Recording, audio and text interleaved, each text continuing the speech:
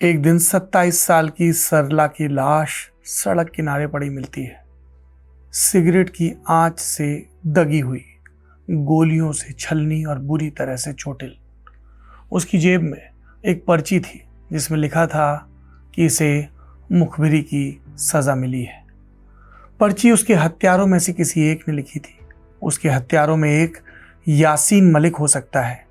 ये वही यासीन मलिक है जो 90 के दशक के मध्य में जेल से छूटने के बाद कई प्रधानमंत्रियों और पूर्व प्रधानमंत्रियों से मिला। अटल बिहारी वाजपेयी, नेता प्रतिपक्ष, मनमोहन सिंह उन दिनों विपक्ष में थे, बाद में पीएम भी रहे। इन सब से उसकी मुलाकात हुई। खुद उसने अदालत में दिए हलफनामे में ये बातें कबूली।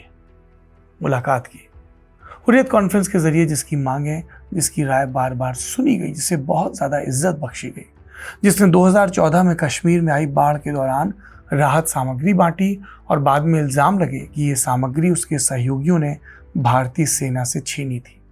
वही यासीन मलिक जो 4 साल से राजद्रोह और अन्य आरोपों के चलते दिल्ली की तिहाड़ जेल में बंद है। सरला की मौत का बरस 1990 का था। कश्मीर में मिलिटेंसी चरम पर थी। Sher Kashmir institute of medical sciences, Sarla इसमें बतौर नर्स काम करती थी। ये जगह मिलिटेंट्स की पनाहगाह बना था। सरला का परिवार 6 महीने तक लाश मिलने के बाद न्याय के लिए भटकता रहा, पर कुछ नहीं हुआ।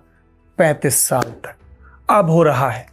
अगस्त 2025 में राज्य जांच एजेंसी यानी एसआईए ने सरला भट्ट की हत्या की जांच फिर से खोली। केस खोले जाने के 10 महीने बाद 29 जून को इस मामले में आरोप पत्र दाखिल किया गया है। श्रीनगर की एक विशेष अदालत में दाखिल ये आरोप पत्र 737 पन्नों का है। अधिकारियों ने इसे आतंकवाद के पीड़ितों के लिए न्याय की दिशा में एक ऐतिहासिक मील का पत्थर और जम्मू कश्मीर में पुराने आतंकी अपराधों की जांच में से सबसे बड़ी सफलताओं में से एक बताया है। एसआईए ने प्रतिबंधित जम्मू कश्मीर लिबरेशन फ्रंट यानी जेकेएलएफ से जुड़े 5 लोगों पर हत्या का आरोप लगाया है। इसमें जेल में बंद जेकेएलएफ प्रमुख यासीन मलिक भी शामिल है, जिसे इस अपहरण और हत्या का मुख्य आरोपी बनाया गया है। बाकी 4 आरोपियों में से 3 के नाम हैं अब्दुल हमीद शेख, गुलाम मोहम्मद टपलू और मोहम्मद यूसुफ सोफी। ये तीनों पहले ही मारे जा चुके हैं। चौथा आरोपी खुर्शीद अहमद चालकू फरार है और माना जा रहा है कि पाकिस्तान में रहता है। इन 5 लोगों में सबसे पहचाना हुआ नाम है यासीन मलिक का। मलिक की कहानी पर हम लौटेंगे, पर पहले सरला भट्ट की कहानी सुनते हैं। 27 साल की सरला दक्षिण कश्मीर के अनंतनाग की रहने वाली थी। जैसा बताया, श्रीनगर के शेर Kashmir institute of medical sciences में नर्स थी। वर्किंग डेज में इंस्टीट्यूट के हॉस्टल में रहती और छुट्टी पर घर जाती। 18 अप्रैल 1990 को कुछ संदिग्ध उनके हॉस्टल में घुसे। बंदूक की नोक पर उन्हें अगवा कर लिया। अगले दिन उनका शव मल्लाबाग उमेर कॉलोनी से मिला। शव किस हाल में था हमने आपको शुरू में ही बताया। जब सरला के शव को घर लाया गया, भट्ट परिवार की मुसीबतें वहां खत्म नहीं हुई। उनके घर पर हैंड ग्रेनेड से हमला हुआ। क्रियाक्रम पूरा होने तक परिवार खिड़की दरवाजे बंद कर सहमा बैठा रहा।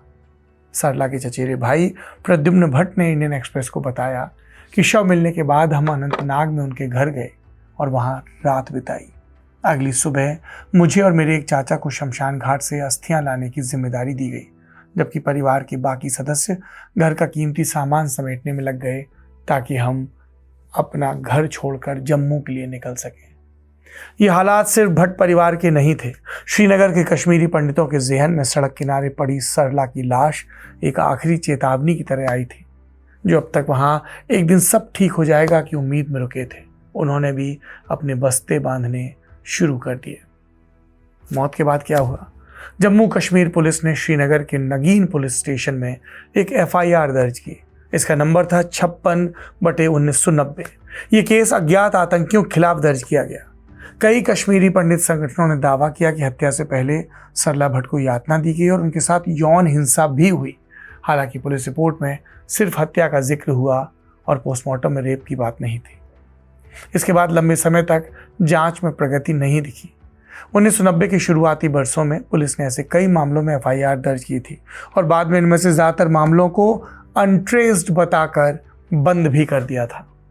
फिर 2017 में कश्मीरी पंडित संगठन रूट्स इन कश्मीर ने सुप्रीम कोर्ट में याचिका दाखिल की। इसमें कश्मीरी पंडितों की हत्याओं से जुड़े मामलों को दोबारा खोलने की मांग की गई।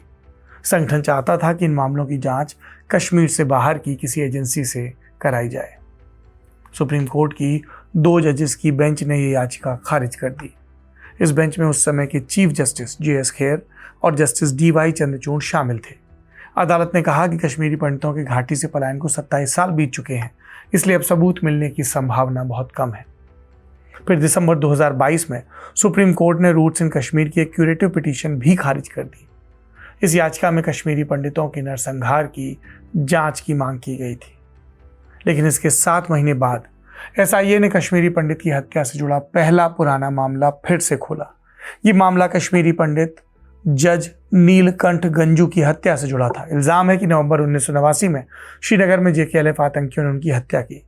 गंजू ने JKLF के संस्थापक मोहम्मद एक मकबूल भट्ट को मौत की सजा सुनाई थी। पिछले अगस्त में SIA ने सरला भट्ट की हत्या की जांच भी फिर से खोली। एजेंसी की ओर से दोबारा खोला गया यह दूसरा मामला था। इसके बाद SIA ने श्रीनगर में कई जगहों पर छापे मारे।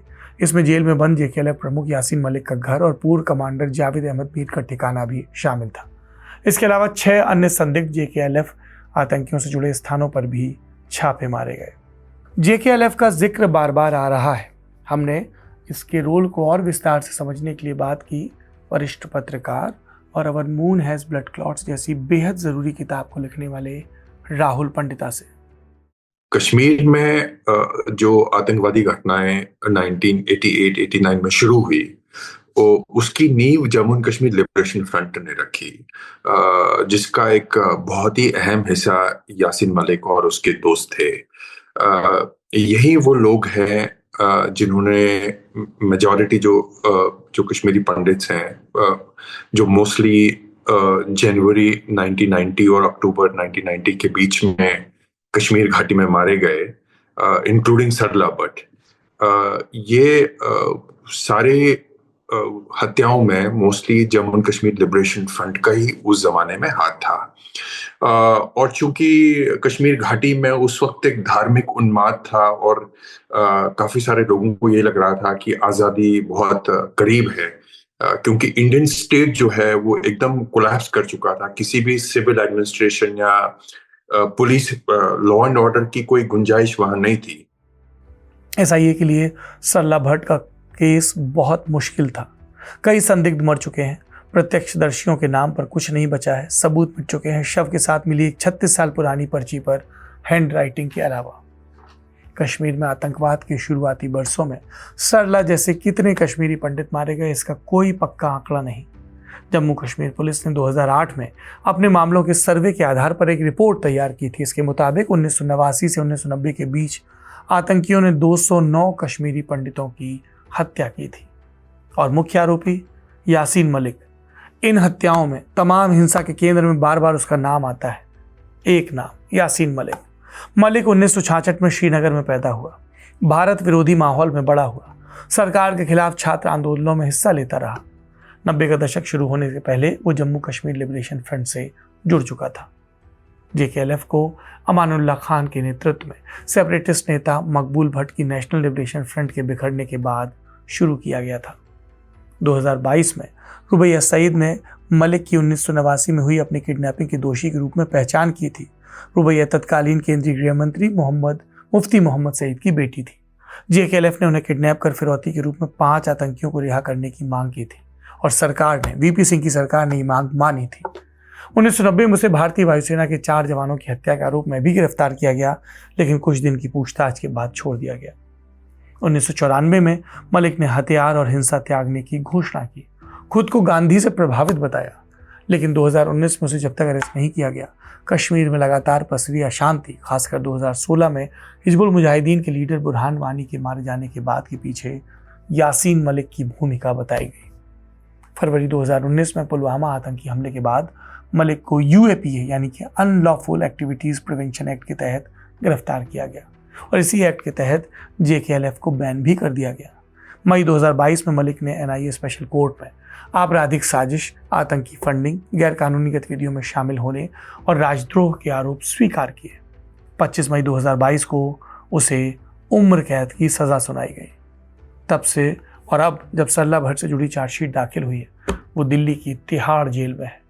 सरला भट्ट मामले का वो फिलहाल इकलौता आरोपी है जो जांच करने वालों की पहुंच के भीतर है, और सरला वो खुद न्याय की पहुंच से बाहर है।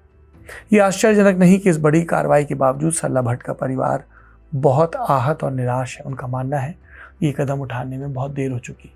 सरला के चचेरे भाई प्रद्युम्न का कहना है, ये किस तरह का न्याय है, हमारे लिए अब इसका कोई मतलब नहीं, ये एक मजाक जैसा है। पर हम लोगों का मानना है, हम पीड़ित परिवार की तकलीफ को तो कम नहीं कर सकते कि हिंदुस्तान में रहने वाले किसी भी अपराधी को, किसी भी आतंकी को कभी भी ये सोच कर चैन की नींद नहीं आनी चाहिए कि वो न्याय के, कानून के शिकंजे से बचा हुआ है किसी भी किस्म की शांति प्रक्रिया के नाम पर। इस चार्जशीट के बाद यासीन मलिक को तिहाड़ में हर दिन खौफ के साथ बिताना चाहिए, क्योंकि अगर इस मामले में उसे सज़ा होती है तो शायद उम्र कैद से बड़ी भी हो। और यही खौफ हर उस शख्स के जहन में होना चाहिए जो हिंदुस्तान की बर्बादी का सपना देखता है। जिंगोइज्म एक तरफ, इंटरनेट की देशभक्ति एक तरफ, लेकिन कश्मीरी पंडितों की न्याय की आवाज़, ये हर व्यक्ति के लिए किसी भी किंतु परंतु से इतर एक प्रमुख कंसर्न होना चाहिए। आप देख रहे हैं इंडियन एक्सप्रेस हिंदी। मेरा नाम है सौरभ द्विवेदी।